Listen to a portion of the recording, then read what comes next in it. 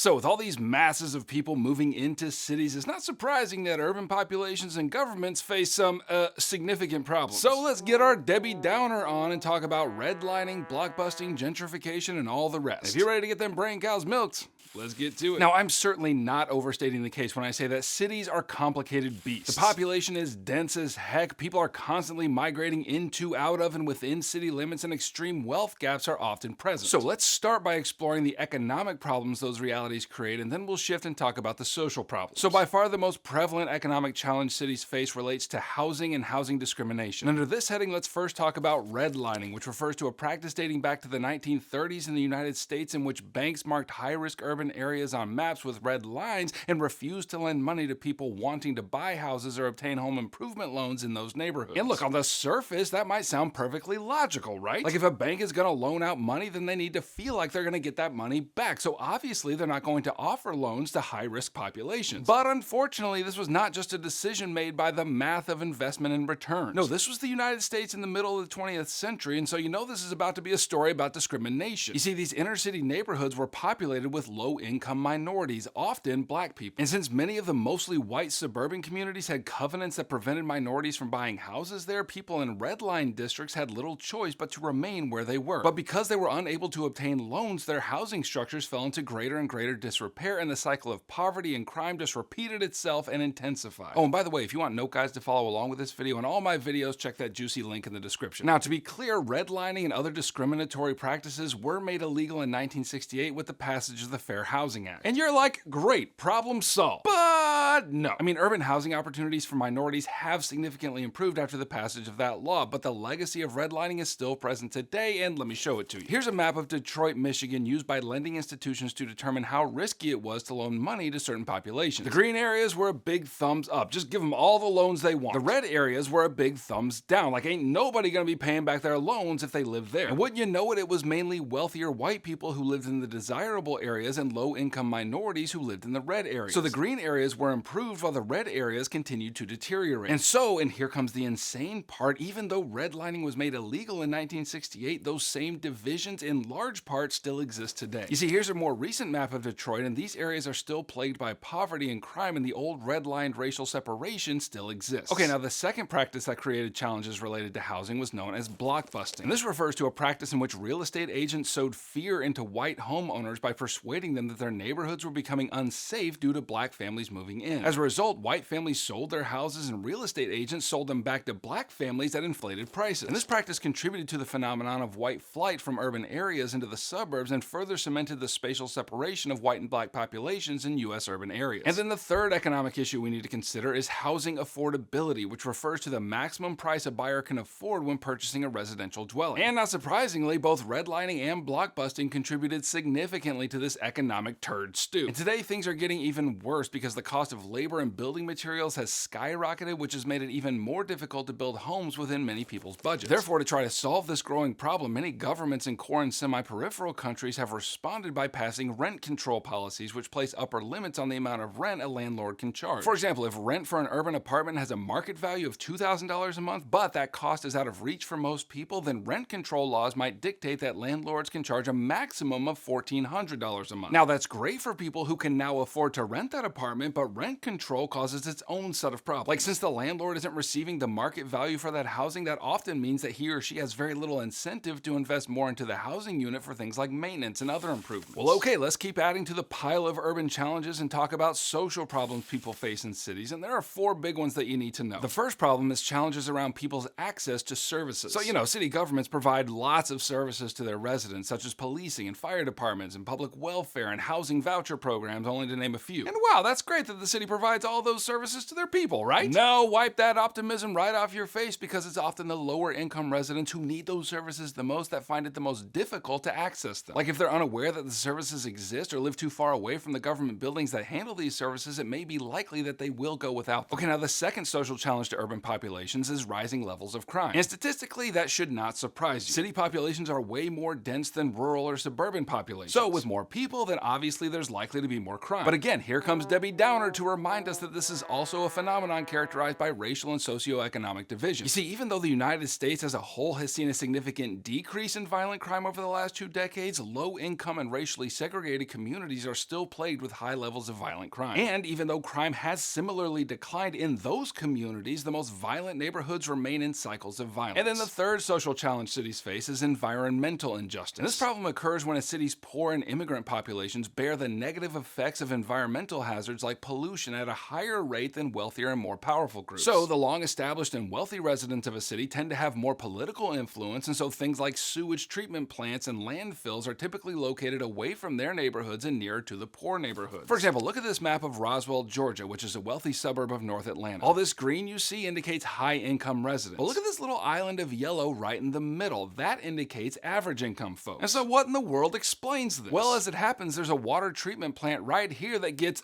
real stanky. And I've been there and can confirm this yellow area right here is where the stank is heaviest. So what I'm trying to say is the wealthy people can afford to live in the stank-free zone while average income folks have to deal with it. And don't forget a great example I mentioned of this in an earlier video, namely the water crisis in Flint, Michigan. And finally, the final big challenge facing urban populations include disamenity zones and zones of abandonment. Disamenity zones refer to places where no amenities exist, like running water or sanitation, and they're found most often in the cities of peripheral countries. And then zones of abandonment refer to the areas of a city that have been completely abandoned, either because they can no longer afford to live there or some environmental disaster has forced them out. For example, in the Soviet Union after the nuclear disaster in the Chernobyl power plant in 1986, the residential areas in close proximity have been abandoned for decades because of the high levels of radiation present there. So that's fun. Okay, now another challenge unique to urban areas is the presence of squatter settlements, which are often found on the outskirts of urban areas in peripheral countries and are made up of temporary and in many cases illegal housing. So in these slums, which can be found in lots of cities like Lagos or Sao Paulo, people build living structures out of discarded building materials and old signs or, whatever they can scavenge. Because these settlements lack most amenities like running water or police presence or electricity, they also fall into the category of disamenity zones. Now, squatter settlements typically begin in desperation, and as they are built up, some governments provide the bare minimum of amenities like roads and rights to land ownership over the small plots of land that squatters call their home. But this isn't just a phenomenon in peripheral countries. In fact, Portland, Oregon is home to one of the most significant squatter settlements in the United States. And over time, Portland authorities have granted more and more rights and legal recognition to this community because they have some of the most permissive laws on squatters' rights in the country. Well, okay, let's keep moving right along. Yet another major challenge for urban areas is gentrification, which is the process by which deteriorating areas in the city are rebuilt and renewed to offer high-quality housing. And again, doesn't that sound great? Like that apartment building over there is looking real janky and doesn't so much look like a place of residence as much as a dusty medieval coin set. And so the government decides, hey, we're going to invite some private sector contractors in to fix that up real nice. What's the problem with that? Well, when this occurs, the lower income residents who previously lived in those neighborhoods can no longer afford to live there and are thus pushed out. But these developments attract middle and upper class folks who had previously moved to the suburbs but who now desire to live closer to the city center. And as more and more disadvantaged people are pushed out, more space opens for further development of high income housing, which further expands the footprint of the gentrified region. And this happened on a pretty significant scale in the United States starting in the 1950s and 60s with a government-sponsored program known as urban renewal initiatives. And while the initiative certainly beautified various cities and provided better residences for those who moved in, many of the people who had previously lived in the areas designated as slums were displaced and left without homes. And to be clear, though they are relatives, gentrification and urban renewal have a crucial but subtle difference. When you gentrify, you fix up an old property. But with urban renewal, you completely tear down existing structures and build something new altogether. So obviously there are pros and cons to gentrification. On the pro side, the process of gentrification often revitalizes urban areas that were struggling economically. And as wealthier residents move into the city, the government recovers their tax dollars, which enables them to provide more and better services to the community. But on the con side, the overwhelming majority of people displaced by gentrification are low-income people of color who are forced to relocate further to the edges of the city where amenities can be even harder to access. And Debbie Downer strikes yet again. Okay, now we're gonna get to some solutions to all these problems in just a moment, but first there is yet one more problem that we need to talk about. There are in fact solutions, but the functional and geographic fragmentation of governments create challenges in addressing urban problems. So as urban areas continue to grow, there are increasingly different layers of government that must be coordinated in order to address urban problems. What I mean is governments are continuing to fragment and disperse power among state, county, city, and local governments, and coordinating them to solve all the problems can be,